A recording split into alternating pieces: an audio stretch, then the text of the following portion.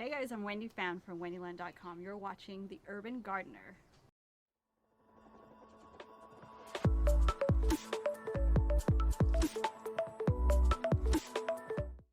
All right, everybody, welcome to another episode of The Urban Gardener. I want to thank you all so much for joining with me here today.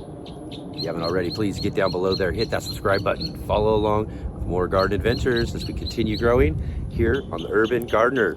And today, we got another video for you from our trip here to Los Angeles.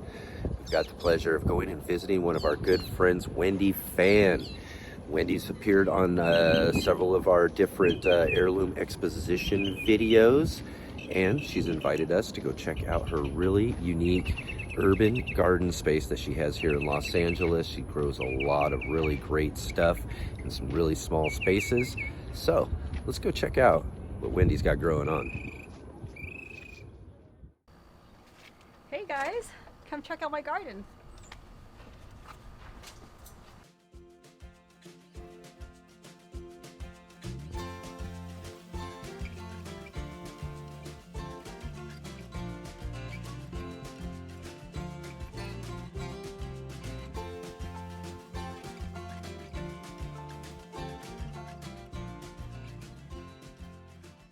So here's the space. Here's my tiny little space in the middle of a crazy town. Really created a little space for myself, the arc trellis, and I try to take advantage of every single space here. So these are all the different kinds of mint I have. They're all in containers because, well, you know that mint spreads. So this is strawberry mint, one of my favorites. So these are all different kinds. This is like a Laotia mint, I believe. This is technically a mint, but people don't really know that they're edible. This is one they use to make perfume. Forget the name of this one.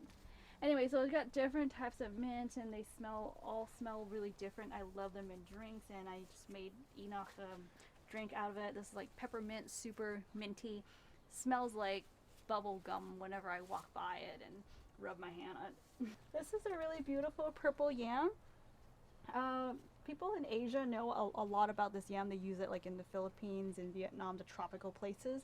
It's a very sustainable, reliable food source. You harvest the tubers to eat, and it's just something, you know, even when there's a flood or a monsoon season, the food will get stored underground, and so when everything else is like all messed up on the ground, on the ground, you know, below ground, you can dig these up to eat. And this one's the purple variety, so it's so pretty. The vines itself are pretty too. And no, these are not like sweet potatoes and yams that Americans know of. So the leaves are not edible, just the tubers. So beautiful though. And I try to incorporate some flowers for myself to enjoy, and also, you know, the pollinators all around. And a lot of herbs that I enjoy smelling and rubbing my hands on, and just tasting all the kind of like a more rare things I love to grow. I kind of focus on stuff that are hard to find in the market, like these herbs here the hummingbirds love so much. This is a hyssop. It's like a root beer hyssop. I love the smell so much. It has like a licorice sweet minty root beer sort of a fragrance. And then I try to get a lot of stuff to climb high. As you can see, this is a narrow space, so try to take advantage of, you know, height. Really can grow a lot more vertically. Also can get more light. And I also love different types of leafy greens and herbs because they grow a lot faster than, well, you know, once you kind of get enough leaves going, you can start picking them to eat, versus, you know, fruits, you kind of have to still wait for like the prize, I guess. And then greens just grow really well in a small space, in containers, and in a lot of shade. So I try to focus on a lot of different kinds of greens, even like more decorative. This is like a gold moss. I love the spillover effect. So decorative, but you know, these are kind of like edible little things, like tastes like a lettuce. So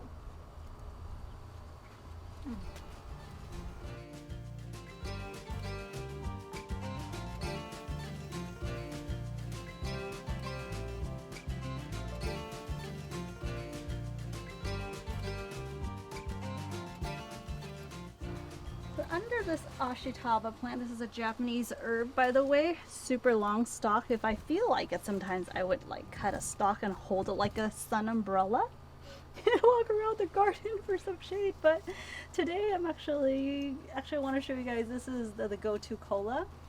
I love these Vietnamese use a lot for like juices. They blend it with some water and some sugar, or maybe coconut water if you prefer. This is actually one that's good for memory, good for, you know, your brain health. And they do really well in a little more shaded area, so it's kind of perfect spot for it. And you can see that I've extended my growing space by putting these on the parts where I used to kind of sit on. This is my pandan herb. Really love this grassy, they call it like the Asian vanilla, but it's like a creamy, grassy fragrance, and it just pairs so well with coconuts, coconut milk especially. Taking advantage, as I keep repeating that theme throughout this garden, these are some sweet potato slips. See, sweet potatoes, if you're not looking to grow the tubers, the leaves, just growing for the leaves to eat, they grow quite well in the shade. Look at this super shady area. So I'm just kind of getting them started this way, just utilizing the space. And then, oh, you guys, this is an ashitaba.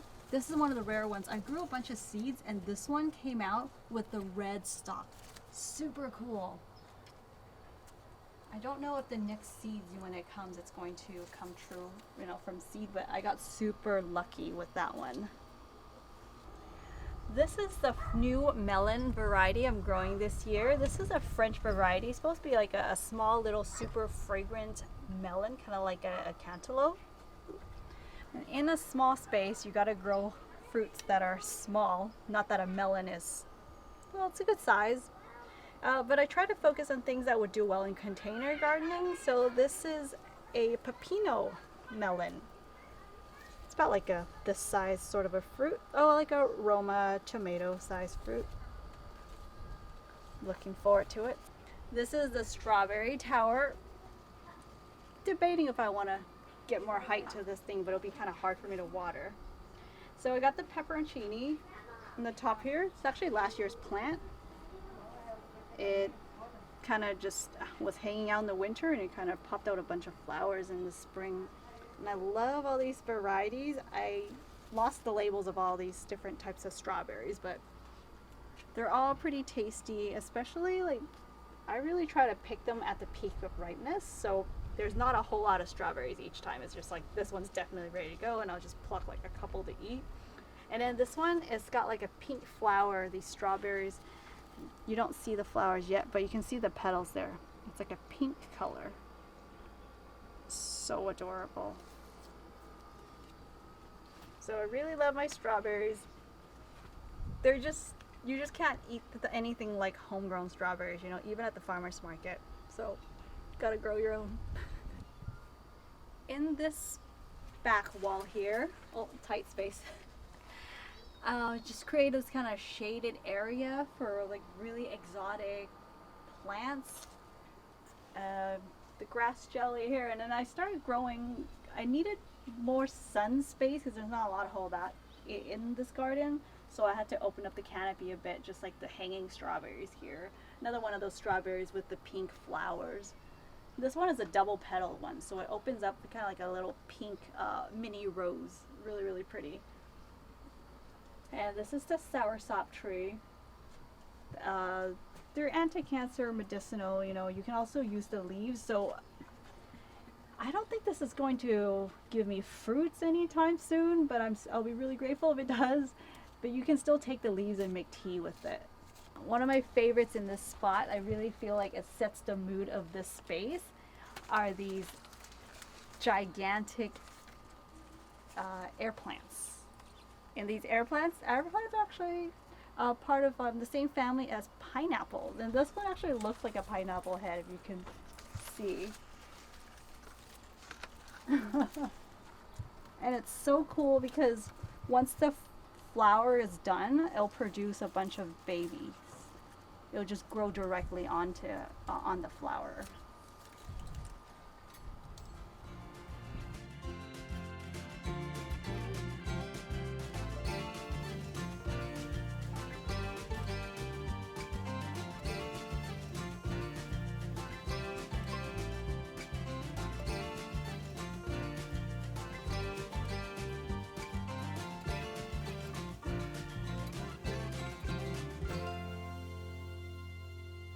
So all right, everybody, how about that? Just a nice little tour here of Wendy's garden. So great to have you, Wendi, with us on the channel again. As everybody knows, we've had Wendi on the channel before. She's joined us on the National Heirloom Exposition tours that we've done over the last couple of years, but it's really great to get the chance to visit you down here in Los Angeles and see your home garden this time. Thanks for having us. And thank you for coming. So you got so many things growing here. I was really kind of surprised because I've watched your videos for quite a while, and I think I mentioned this to you when we first got here was, you know, you see the videos and you go, oh wow, she's really using some space here, because it especially the area right here that I'm really familiar with. I was like, wow, that is in there. That's a great use of space.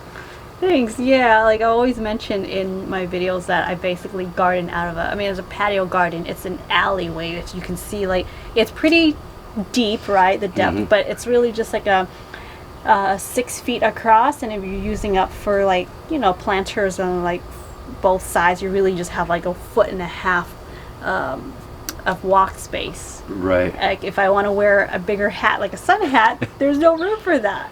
It's It'll probably break my constantly plants. coming off or breaking your plants. Yeah, exactly. Yeah. You use the space in growing up as well as, you know, you're cutting the containers or this and that. You've just got trellises all over, things growing up. Because it's like one side's the house, the wall of the house, and the other side, they're solid walls, you know, like the cinder blocks. Like yeah, so they're solid. There's no light coming through, especially in the winter when the angle of the sun is much lower. You gotta grow a lot of greens mainly because, like, beets and stuff like that, like, they like the cool weather, but they like the cool weather with the sun. Right. So like the tubers don't really get that big until once, like, the angle shifts, like in spring, then whoop, I was like, oh, I am doing something right. It's just the sun is the problem. Right, the sun's the problem. If we could only get it to do what we want it to do. Move it. Right over here, please. Like, right over here, please. Yeah, the software. Yeah, but it's great though, and you know, no matter what those limitations and those things that you seem to have to work with, you seem to be doing really well and finding those little ways to make everything work so well, because you've got a really great use of space here. Also, I wanted to mention too, you've got your own YouTube channel. That's how we know Wendi. She's got her channel, Wendi Land. And how things been going with your channel lately? Yeah, I'm really trying to get, you know, film more as I go, do work, even though it may take a lot longer time to film while I'm doing the gardening projects, but now I just thought, you know, might as well film to get more content out and share, and people seem to be really enjoying just like the random ideas I have going, like the projects I want to do, so I just might as well share. And it's a really great feeling when someone tells you like how helpful that's been for them too, because you think that you're like the only person, you know, like you know, battling through this issue, and then other people are like, oh, I was just trying to look for solutions. I like using things that are really inexpensive and easy to get, especially like basically without much skills you can do, like tying knots to make a string trellis. If you got some strings, you can do it. You know, if you know how to tie a knot, you can do it. So yeah, I've been doing a lot, just basically when I do some DIY, especially gardening time, things are growing so much. I'm constantly have to like tend to it, especially being in a small garden, because if I say like a branch or like a vine goes that way, you know, I'm like, you're taking up a little too much sun and space for that one next door that's 6 inches over. Yeah, so it's a little more tending like to the garden during the growing season. Yeah. Also, too, got Wendi to do a top 10 for us. So she did take us around to show us some of her favorite things growing in the garden. I'll have a link down below to that as well, so you can also check out some more things that going, because you got a real passion for growing things, Wendi. Yeah, and it was really hard to pick top 10. I feel like I'll make the other ones jealous. Like, I love them all just as much. Well, probably not true. In no particular order. Really appreciate you showing us around this great small space garden area that you have here. And if anybody out there is growing in a small space as well, I really encourage you to check out Wendi's channel for some really good tips and tricks and how-tos on putting together some really cool small space gardening projects. And anything you want to add or anything like that before we head out? Yeah, I'm curious. If there's like one thing you want to do to change or to improve in this space, what would it be? Like, I feel like I have. I want to say this is like my very best as of today of how to use the space. But what would you do different? What would I do different? Yeah. You know, I'm Or not more of, well, you do already have a bunch of the trellising and vertical space growing, which is really an important thing, as we talked about with growing in a small space. A lot of that's really great because you have those areas to go up. And then again, you just got so many really great things growing on. You love all of your plants. I don't know if I could really recommend anything more than what you're already doing. But yeah, keep on growing. You're growing so many really great things also. That's one thing great about Wendy's channel. You're not just getting the regular type of garden, home garden that you know, like I'm growing in my gardens, even though I'm growing in these cool alleyway spaces and small spaces myself. Wendy gets into a lot of those really cool, rare, exotic plants and all of those really neat little recipes that you can do with all that sort of stuff. So that's another great reason to go check out Wendy's channel. Links all down below. And again, thank you for checking out this video here. And if you like it, please give it a thumbs up and hit that like button. If you have any questions, comments, concerns, or anything at all, please concerns. get down right down in the comment section below. And of course, if you haven't subscribed already, I don't know what you're waiting for, but get down there and hit that subscribe button. In fact, hit the bell notification so you be notified of upcoming episodes, and we will see you on the next one.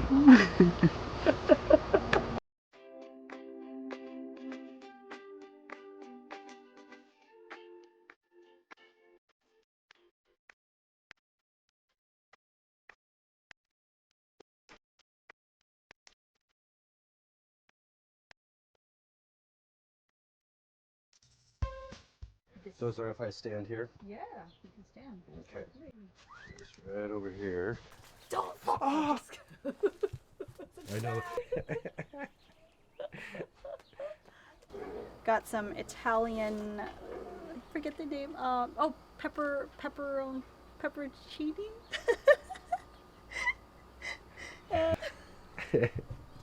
Pepperoncini. Is it pepperoncini or pepperoncini? Peppercini. Okay. I think it's spelled more like you said, pepperoncini, Yeah. but it just comes out faster. So you're just saying peppercini. Okay, because I'm seeing the name, like I'm like, oh, it actually had a pepperoni. But I'm sure if you were really to pronounce syllable by syllable, it'd probably pepperoncini. It's a pepperoncini. Be a great outtake. Yeah. Okay. Tips and tricks, DUIs, and all of that in order to use the space in your garden. We'll have links down below. DUI. Did I say DUIs? DYIs? DIY. DUI. Yeah. That's not what you want. You don't want a DUI. Some really cool tips and tricks and DIYs on some really cool